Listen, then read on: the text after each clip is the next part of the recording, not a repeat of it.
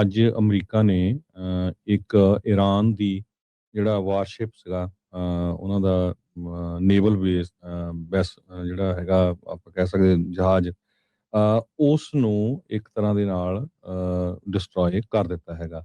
ਇਹ ਸ਼੍ਰੀਲੰਕਾ ਦੇ ਕੋਸਟ ਵੱਲ ਸੀ, ਉੱਧਰ ਟ੍ਰੇਨਿੰਗ ਤੇ ਗਏ ਹੋਏ ਸੀ।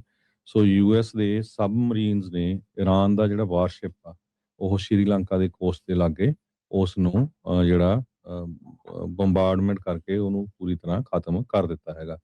ਜਿਹਦੇ ਨਾਲ ਕਾਫੀ ਜਿਹੜੇ ਲੋਕ ਸੀ ਉਹਨਾਂ ਦੀ ਮੌਤ ਵੀ ਹੋਈ ਆ।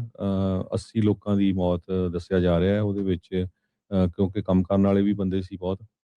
ਉੱਥੇ ਦੇ ਜਿਹੜੇ ਫੋਰਨ ਮਿਨਿਸਟਰ ਆ ਉਹਨਾਂ ਨੇ ਇਹ ਕਿਹਾ ਆ ਵੀ 80 ਲੋਕ ਮਾਰੇ ਗਏ ਆ, 32 ਦੇ ਕਰੀਬ ਜੋ ਉਹ ਫੱਟੜ ਹੋਏ ਆ, ਜਿਨ੍ਹਾਂ ਨੂੰ ਸ਼੍ਰੀਲੰਕਾ ਦੀ ਗਵਰਨਮੈਂਟ ਜੋ ਆ ਉਹ ਸਹਾਇਤਾ ਦੇ ਰਹੀ ਹੈਗੀ ਆ। ਪੈਂਟਾਗਨ ਦੇ ਵਿੱਚ ਬਰੀਫਿੰਗ ਦੇ ਦੌਰਾਨ ਜੋ ਹੈਗਸੈਟ ਆ ਸੈਕਟਰੀ ਆਫ ਵਾਰ, ਉਹਨਾਂ ਨੇ ਇਹ ਕਿਹਾ ਵੀ ਇਰਾਨੀਅਨ ਵਾਰਸ਼ਿਪ ਦੇ ਉੱਤੇ ਇੱਕ ਫਸਟ ਅਟੈਕ ਆ ਇਹ ਕਿਸੇ ਐਨਮੀ ਦੇ ਉੱਤੇ ਵਰਲਡ ਵਾਰ 2 ਤੋਂ ਬਾਅਦ। ਸੋ ਕਦੇ ਇਦਾਂ ਅਟੈਕ ਹੋਇਆ ਨਹੀਂ ਸੀ। ਸ਼੍ਰੀਲੰਕਾ ਦੀ ਗਵਰਨਮੈਂਟ ਨੇ ਇਹ ਕਿਹਾ ਵੀ ਬਹੁਤ ਸਾਰੀਆਂ ਬੋਡੀਜ਼ ਉਹਨੀ ਰਿਕਵਰ ਕਰ ਲਈਆਂ ਆ ਤੇ 32 ਦੇ ਕਰੀਬ ਜਿਹੜੇ ਜ਼ਖਮੀ ਹੋਏ ਸੇਲਰਸ ਆ ਉਹ ਉਹਨਾਂ ਦੀ ਹੈਲਪ ਕਰ ਰਹੇ ਹੈਗੇ ਆ। ਇਸੇ ਤਰ੍ਹਾਂ ਦ ਫਰਾਈਗੇਟ ਆਰਿਸ ਡੇਨਾ, ਇਹ ਉਹਨਾਂ ਦਾ ਨਾਂ ਸੀਗਾ।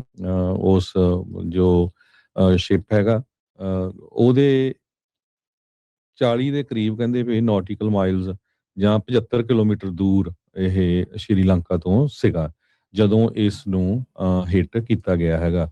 ਇਹਦੇ ਕੋਲ 180 ਦੇ ਕਰੀਬ ਕਰੂ ਮੈਂਬਰ ਸੀਗੇ ਜਦੋਂ ਰੈਸਕਿਊ ਆਪਰੇਸ਼ਨ ਹੋਇਆ। ਹਜੇ ਵੀ ਉਹ ਚੱਲ ਰਿਹਾ ਹੈਗਾ ਆ।